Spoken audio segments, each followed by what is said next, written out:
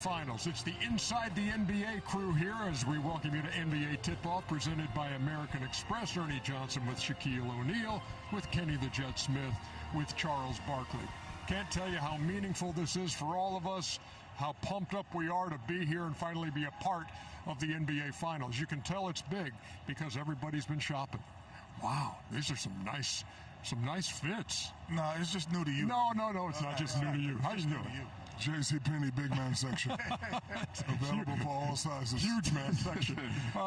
Hey, look, this is when you get to the NBA Finals, Shaq. Look, I know it's not the ultimate goal, but when you got there for the first time, how did you feel? Ernie, I know you so well. I knew you was going to ask me that, so I'm really prepared for this answer. Because I'm going to probably talk about it later about having your emotions in check. First time I got here, I was just happy to be here. And that's the wrong type of emotions to have if you win the championship. And the reason why we beat the great Michael Jordan, listen, Hakeem was a little bit better than me. He would do what he'd do, I would do what I'd do. But I thought we had a chance. So when we made it to the finals, I was happy to be here. We had 14 days off. Shout out to D. Scott. He had me in Atlanta. He had me in New York. And, we went to New York and Atlanta in between. Yes. No way we would lose. So, I'm anxious to see how the players are, how the emotions are. Knicks had a lot of days off. San Antonio, they got people here that could tell you what to do and how to do it. But first time I was here, I was so happy. I was so elated. However, after we got our butt spanked by the Houston Rockets, I always said to myself, if I ever go back to the finals, I'm going to put on a performance so great, it'll be no doubt that I will be a champion. What was the satisfaction, Charles, in reaching that point? Well, number one, it's a great accomplishment to get there. Number one, I was on PTI today talking about the really only regret I have about my career is in game one, I was so passive. I was like, you know what, we were at home. I said, let me get these other guys started. Because Will Bonacona asked me my advice for Victor Wembanyama. I said, be aggressive. I said to myself, let me let these other guys get going. And they never got going because the bright lights are different. Yeah. So if I'm a star, I'm like, no, you boys get on my back. We're going to get going. That's the biggest regret I've ever had in my career, to be honest with you. How about it, Kenny? I think overall the emotional elation of winning the conference championship, because it's the first time that you do something on the court and you still celebrate that. They give you trophies. They have a whole meeting and they tell you everything that's great about you. So that first time I'm like Shaq, I was a little, and then playing against the Knicks for me, I was a little starstruck.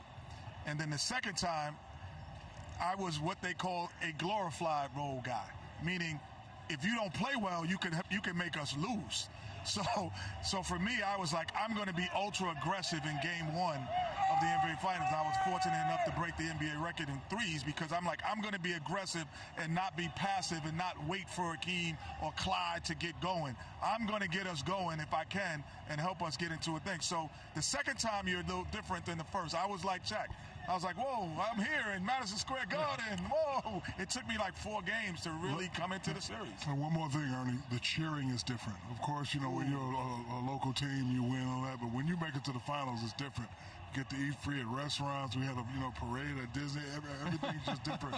People treat you like you've already won the championship. Yes. Right. So if you don't have that proper focus, did y'all have people when we landed in Houston and there was at the airport 50,000 people out there. We landed after winning. It was just so after winning crazy. the West. Yeah. After winning the West, and so like that's a little overwhelming. This will be the 35th finals rematch in NBA playoff history. These two teams in 1999 played 5 games. San Antonio won the series 4-1. Neither team scored 100 points. The Knicks didn't even score 90 in that series. So San Antonio won it, and now you go to this year, and the Knicks are just steamrolling folks. 11 straight wins by a total of 262 points. Anytime the Spurs have knocked out the reigning champs. So here we go. Knicks and Spurs, game 1. Truthfully, this team, we really have a special group where we all root for each other and know that job and that role could look different for anybody any night. At the end of the day, wins speak much louder than any of that other stuff, and that's what we all ultimately want. It's a great team of experienced guys who are not here by chance. but by relentless effort over the years and very different career paths for all of them. So they're right where they're supposed to be. What have you made about Castle as a defender and how he defends you? He's great. I think his intensity and tenacity is special. He plays with a chip on his shoulder. I mean, he's going to be a great player, great defender. But he's tough. It's something you have to game plan for. The way they play, obviously, they're able to pressure on the perimeter. Obviously, having Wemby down there on the weak side creates havoc. They're very multidimensional. How much do you look forward to a challenge like that? I mean, I love those challenges. I ask for them. Trying to be as disciplined as I can, crowd his space, but not give him, the angles that he's looking for. Knowing that, it's a positive in my game. If that means guarding the other team's best player for 40 minutes a night, then that's what I'll do. A lot to like in this series, and the last time the Knicks were in the finals, you're going back to 1999. Austin Powers. Yeah, baby. Yeah, baby. J-Lo had the #1 song. Camera phones had not been invented. Wow. And a bunch of these players hadn't even been born. That's crazy. Let us check in with Malika Andrews. Malika.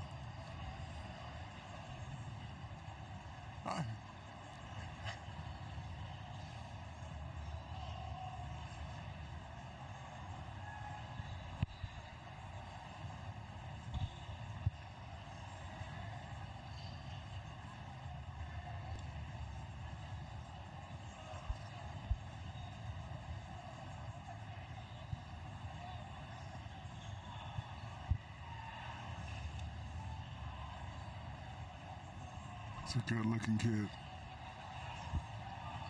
Guys, TK.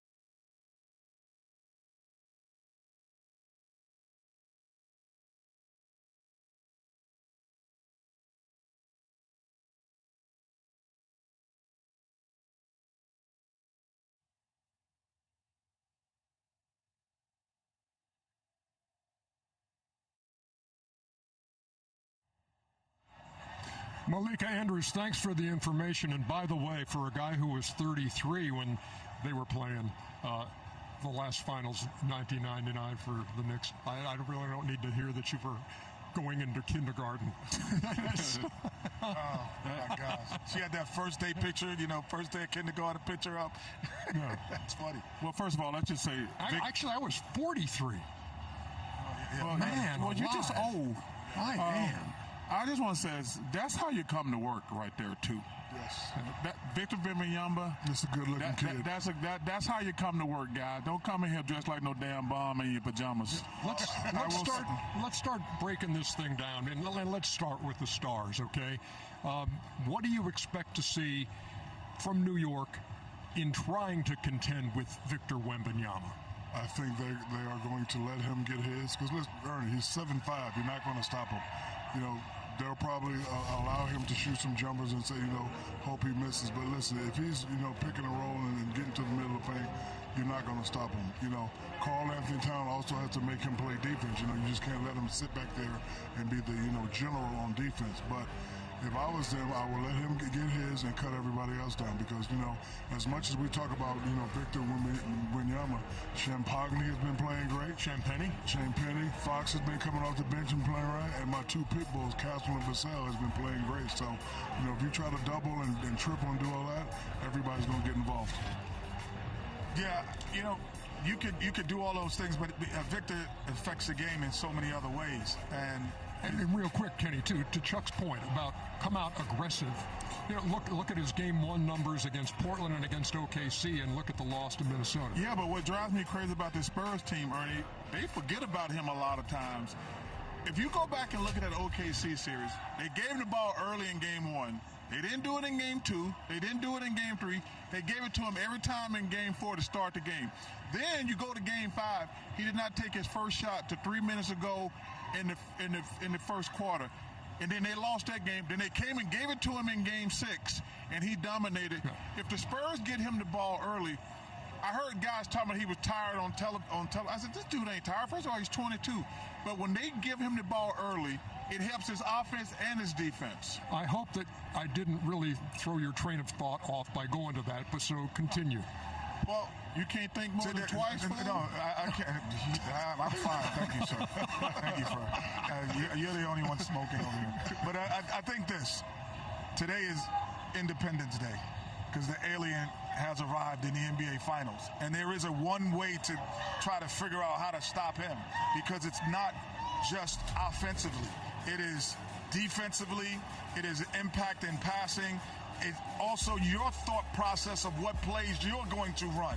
It changes everything. The guy changes every dynamic of the basketball game.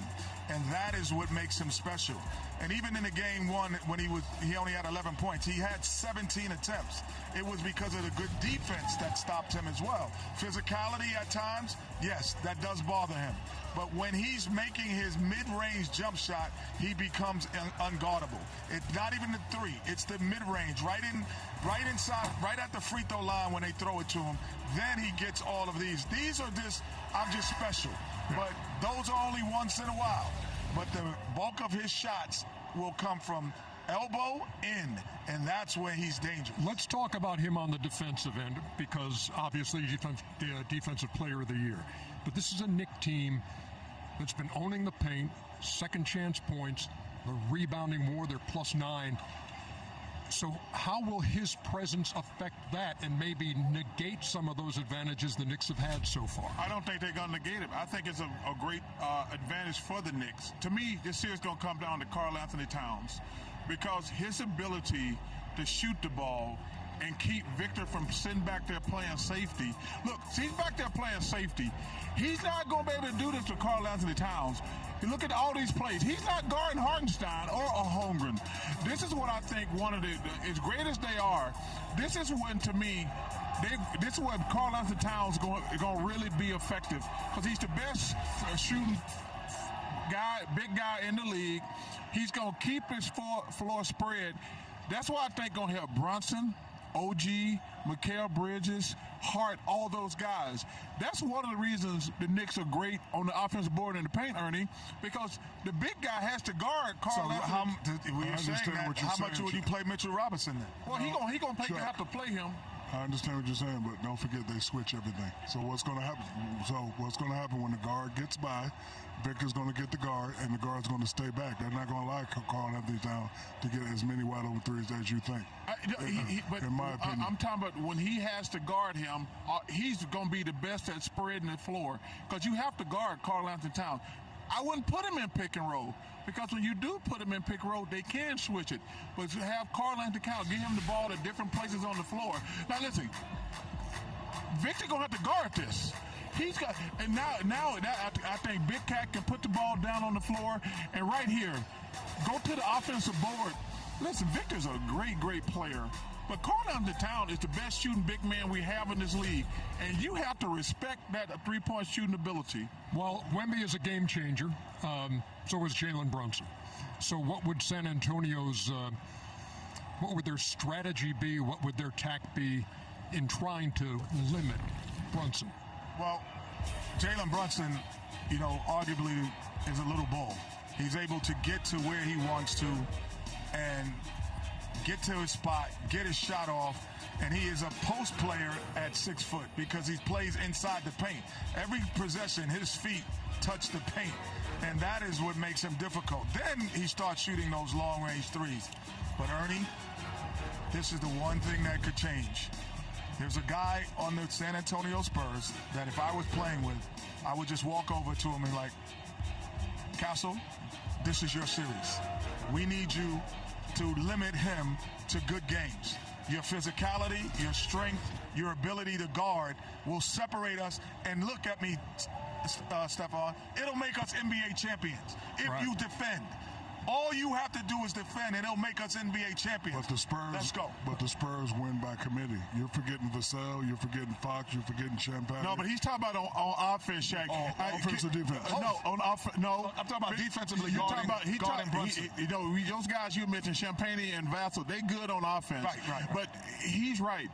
And Castle said in the interview, he said, my point is you can throw 4 different guys in. I know that, but it's going to be up to Castle. He's the only one who's a lockdown defender, and maybe Dylan Harper, but Castle is the bulldog. Yeah, and Gina Ortiz-Jones is the mayor of San Antonio. That's right. And sorry to spring that on you, but we just felt well before you were mayor. For background, you needed to see history. What you're dealing with here with Chuck in San Antonio. I learned a long time ago, you can't teach courage, you can't teach class, and Mr. Barkley reminds us of that.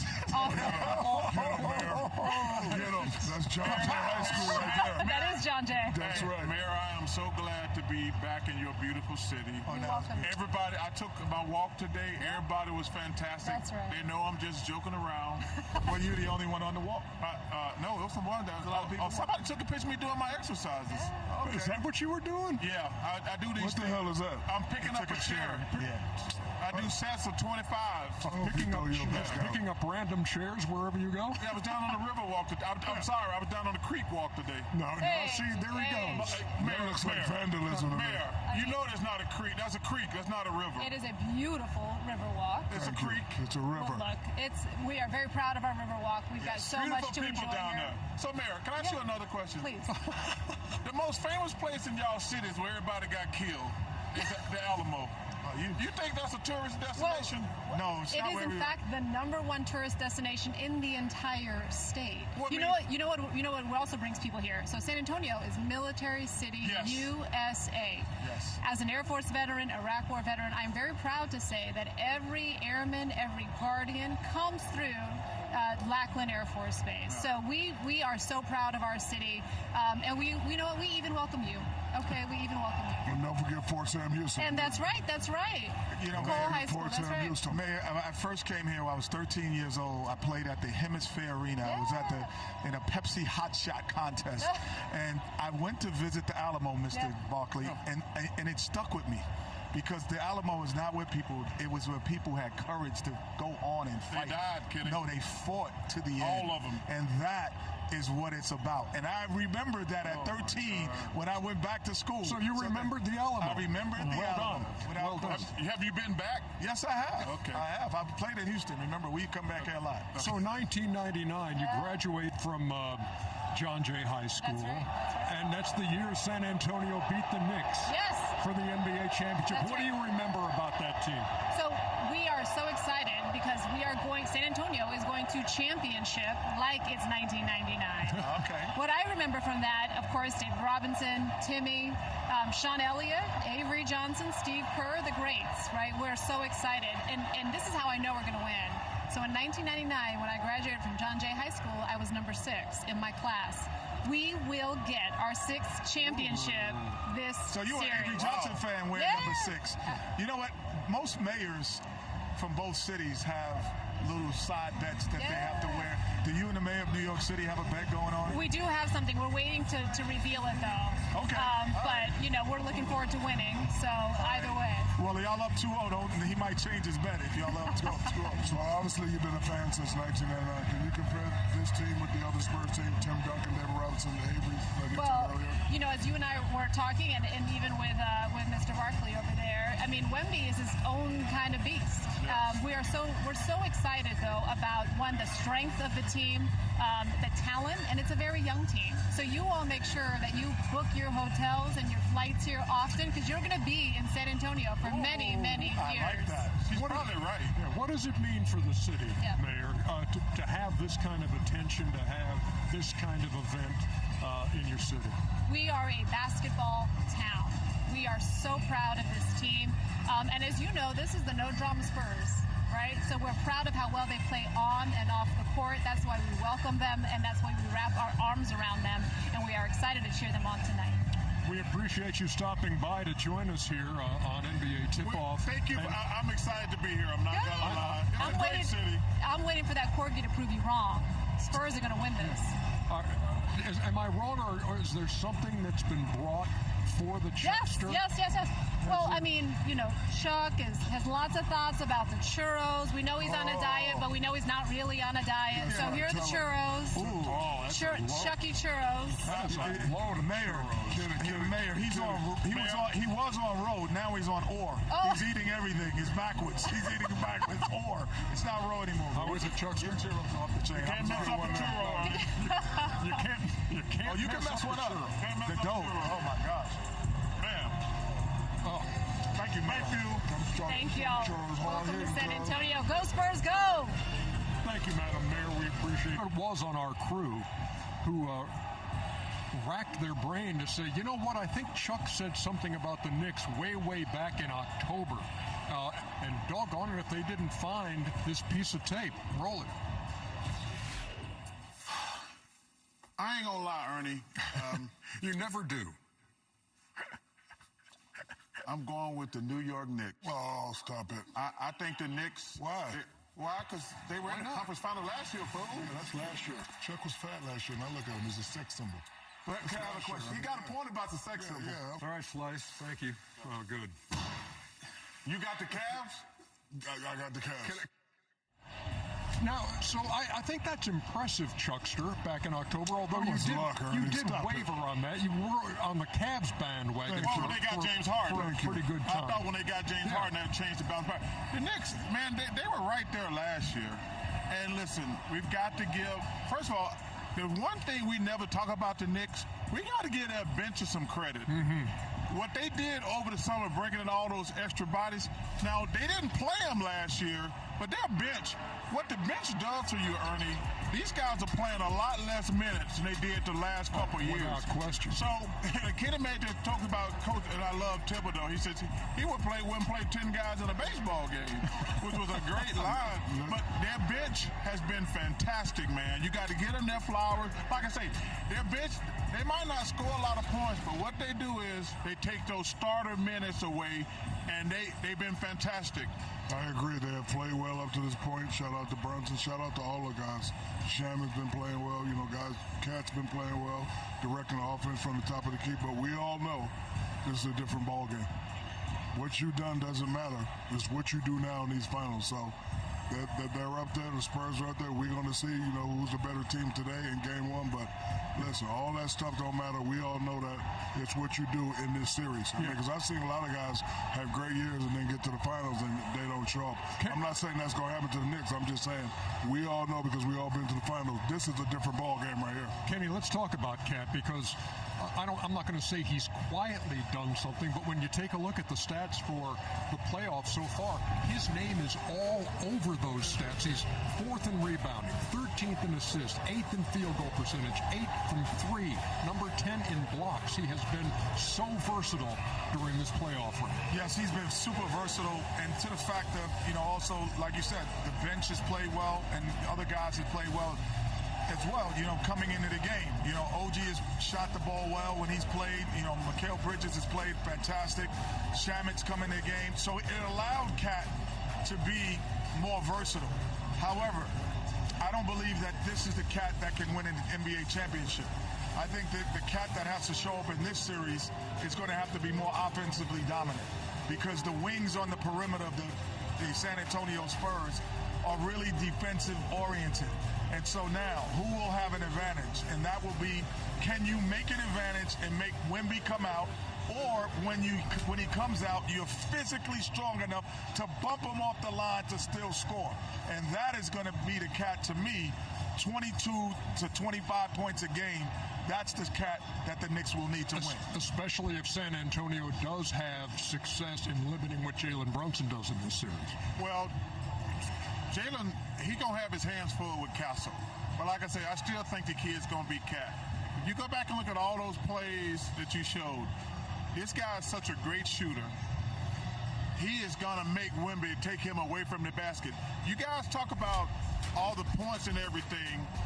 We're showing Spurs highlights now. I have no idea why. They're playing the Knicks. Yeah.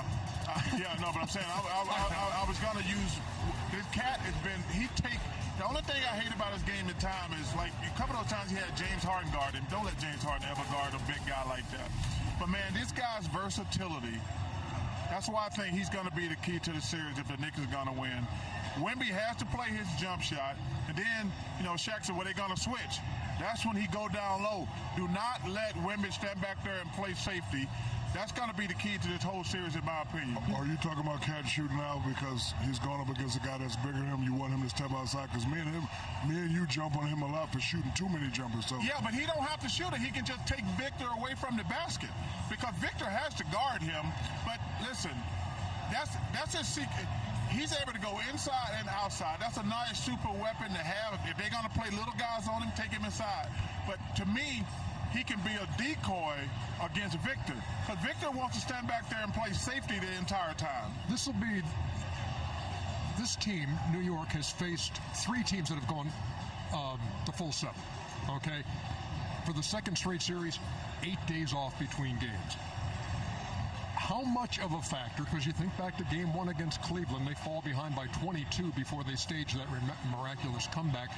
What do you expect any lingering situation to be after you've got 8 days off? I don't know how much lingering the Knicks will have, but Ernie, from personal experience, it's hard to keep this face for 8 days before a game. Look at me, Ernie. It's hard to keep the face. 2-3 days, I got this face. 8 days, it's hard. So you get 3 or 4 days. So give me this. Now that we're on camera, give me the face again. This face right here. Okay, who we playing? All right, I'm ready to go kill somebody. I'm ready to bust somebody. How many more days? 4 more days? Okay. 8 is difficult. I don't care what nobody says. Let me finish. 3 or 4 days is not that difficult. So 8, you take 4 days off. You have to try to somehow stay in that killer mentality mode.